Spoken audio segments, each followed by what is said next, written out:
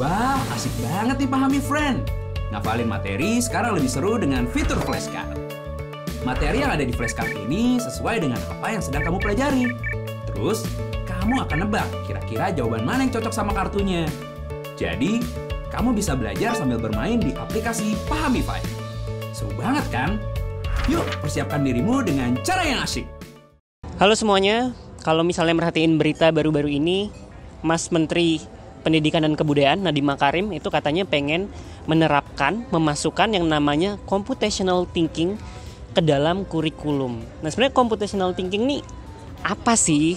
Nah kebetulan saya juga selama ini tuh suka banget nih tentang yang namanya computational thinking. Maksudnya karena saya dulu emang kuliah teknik elektro, belajar pemrograman juga. Abis itu saya sempat S3 di bidang signal processing. Itu mencoba bikin teori baru, memodelkan sesuatu yang ada di alam. Computational thinking ini menjadi sesuatu yang memang sudah melekat gitu dalam diri saya. Tapi saya juga nggak tahu sebenarnya computational thinking ini apa sih definisinya. Karena sekarang tuh jadi booming banget, di mana-mana tuh pengen yang namanya computational thinking itu masuk kurikulum. Nggak cuma di Indonesia doang, itu emang di dunia ini gitu. Nah kebetulan tuh saya lagi jalan-jalan di sini tuh di California ya, di daerah yang namanya Castro Street di Bay Area di Silicon Valley, dan saya nemu tadi buku keluaran terbitan di MIT Press Essential Knowledge Series. Judulnya adalah Computational Thinking, dan dia itu memang pengen ngasih introduction, pengen ngasih tahu sejarahnya gimana sih computational thinking ini berkembang. Karena memang ada banyak banget definisi seputar computational thinking ini gitu. Kalau misalnya googling pun ada banyak. Dan dia berusaha menyaripatikannya gitu. Tapi gini, secara sederhananya computational thinking itu apa sih? Computational thinking itu kayak metode berpikir supaya kita bisa berpikir selayaknya sebuah mesin gitu. Sehingga dengan kita tahu gimana cara mesin berpikir, cara mesin bekerja, cara mesin menyelesaikan suatu permasalahan, kita bisa mendesain mesin ini untuk menyelesaikan permasalahan yang kita punya. Jadi misalnya kita pengen bikin mesin untuk membangunkan kita ketika kita ketiduran, yang dia akan menggoyang-goyang kasur kita misalnya. Nah itu kita tuh harus bisa berpikir seperti mesin ini, karena mesin ini beda sama manusia. Contoh perbedaan mesin dan manusia ini dari segi kecepatan menghitung ya, kecepatan melakukan komputasi. Mesin tuh bisa mungkin miliaran atau mungkin triliunan perhitungan per detiknya. Tapi kalau kita ya cuman bisa mungkin 1 perhitungan per detik gitu. Terus mesin tuh nggak ngerti data yang dia proses tuh apa. Pokoknya dia dikasih hitung-hitungan, ya dia ikut aja gitu. Dia lakukan perintahnya, ngapain dia lakukan. Dia nggak ngerti data ini buat apa. Buat dia data ini untuk orang yang mau operasi atau data ini untuk orang yang mau sekedar nonton, itu sama aja gitu. Dia tidak peduli ini digunakan untuk apa di real life gitu. Pokoknya dia cuman peduli tentang gimana menghasilkan hitungan yang sesuai, yang benar, sesuai aturan yang dia tuh udah diprogram untuk melakukan itu gitu. Kalau manusia tuh ketika menghitung ya dia tahu nanti ternyata data ini buat ini loh operasi, pasti dia kayak akan jauh lebih teliti. Tapi di sisi lain manusia juga punya yang namanya human error gitu, bisa salah ngitung. Kalau mesin kemungkinannya kecil ya. Cuman kalau mesin itu aturannya salah, wah itu bisa berabe gitu. Kalau misalnya orang ngeprogram radar pesawat terus salah, wah itu udah keselamatan orang banyak gitu yang menjadi taruhannya. Makanya dibutuhkan metode berpikir ini namanya computational thinking. Cara supaya ngerti gimana mesin bekerja sehingga kita bisa mendesainnya untuk kebaikan manusia gitu. Harapannya computational thinking ini bisa membuat masa depan kita lebih baik. Karena sekarang ini udah ada banyak banget mesin-mesin komputer yang kita punya kan. Nah, ada banyak definisi, cuman kalau menurut buku ini yang mencerminkan esensi, inti saripati dari computational thinking ini ada 2 hal.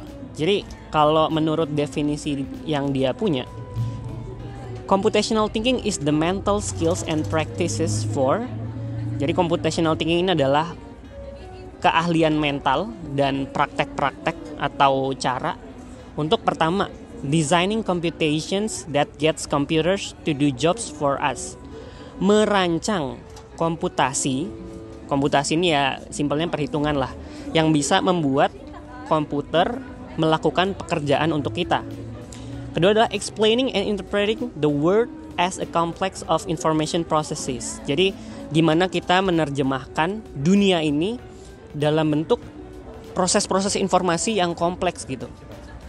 Karena ya itu tadi, mesin tuh cuman ngertinya aturan-aturan, mesin cuman ngertinya angka-angka, dia nggak ngerti ini untuk apa, aplikasinya gimana, manusia yang ngedesain gitu. Jadi di satu sisi kita mungkin merasa komputer ini pinter gitu, komputer tuh bisa menyelesaikan permasalahan yang kita punya. Tapi di sisi lain sebenarnya yang pinter adalah manusia yang ngedesainnya.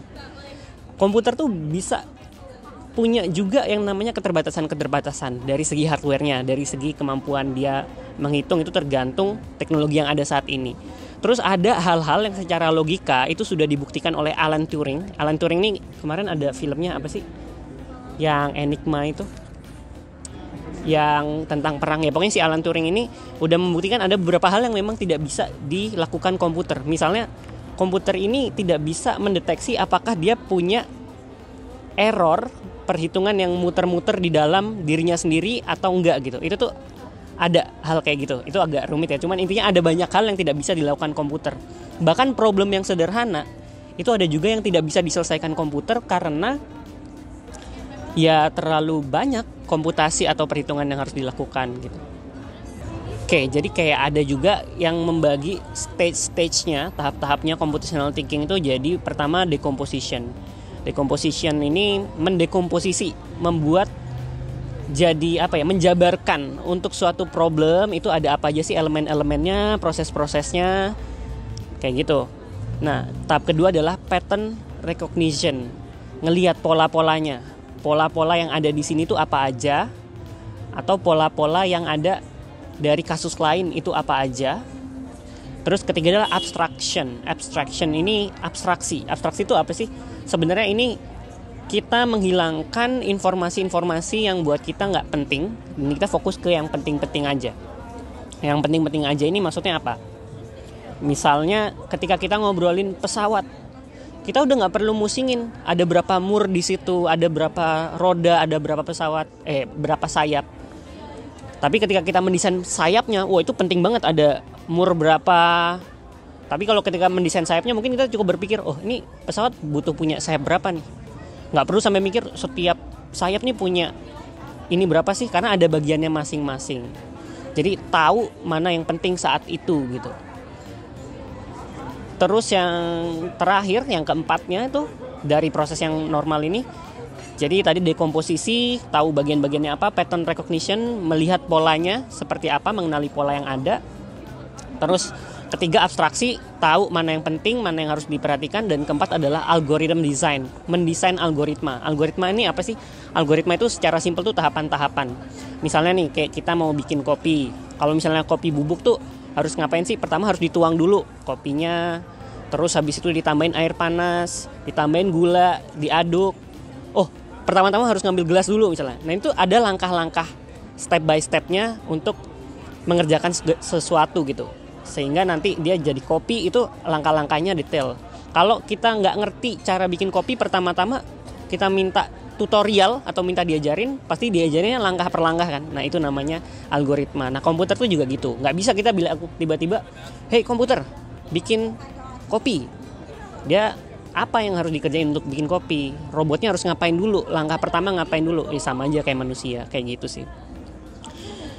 Tapi ya magicnya komputer tuh sebenarnya kan dulu yang namanya komputasi itu kan perhitungan ya.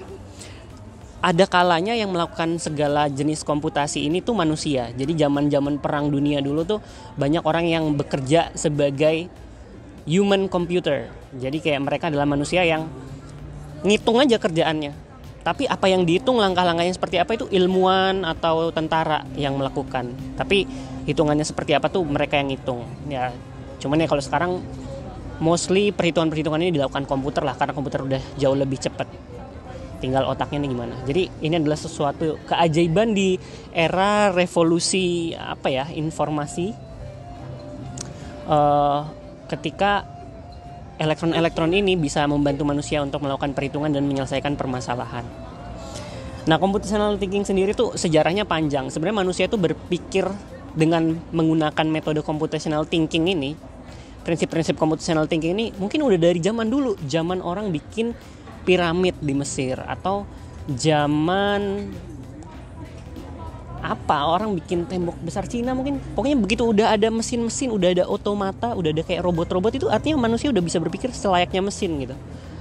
Berpikir tahap demi tahap yang bisa dilakukan oleh mesin supaya dia bisa melakukan sesuatu.